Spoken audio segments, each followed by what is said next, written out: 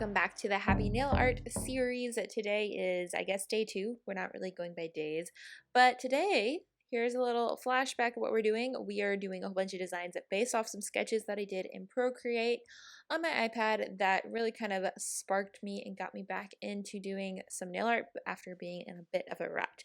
So today we are going to be doing the Circle Mani, kind of like a sunburst vibe going on here.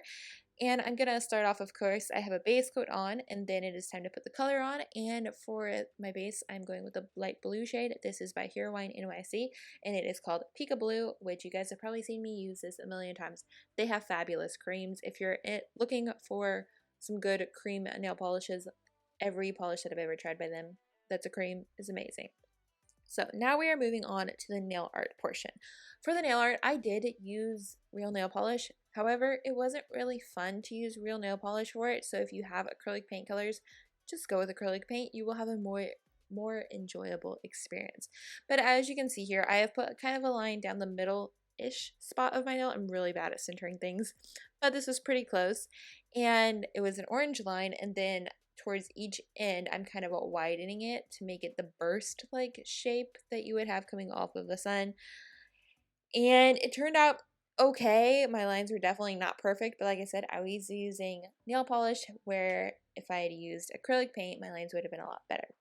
But also, no need to worry about that. Nobody's going to be that close to see it. And, you know, it's okay because whenever you put on top coat, it is going to look better. I feel like top coat always kind of just fixes little imperfections.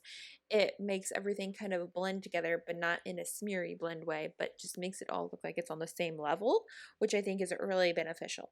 So as you can see here, I am doing this kind of in a T shape right now, and I'm just going to continue this throughout the nail so we have different rays coming out of the sun because you want them all to meet in the middle, which is where the base of the sun is going to go. So let's speed through this little part and then we'll get on to that part.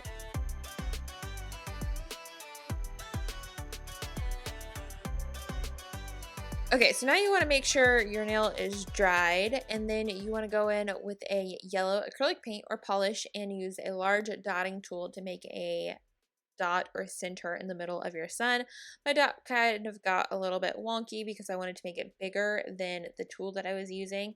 So kind of just work with this. If you do have a good brush, you could do that and just use your brush and make a circle. But I feel like even if you start out with a dotting tool, you're going to have a better chance of it looking like a circle. I know I'm terrible at freehanding circles, but if you're good, go for it.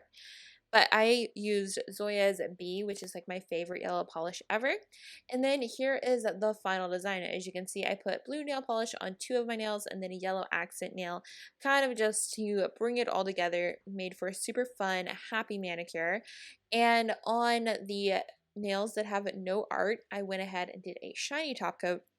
And then the nail that did have art, I put on a matte top coat so it would show up better in pictures. But of course, if you don't care about that and you want your nails to be shiny, go for it, or do them all matte, whichever you fancy. Whatever is going to make you smile is what you need to do.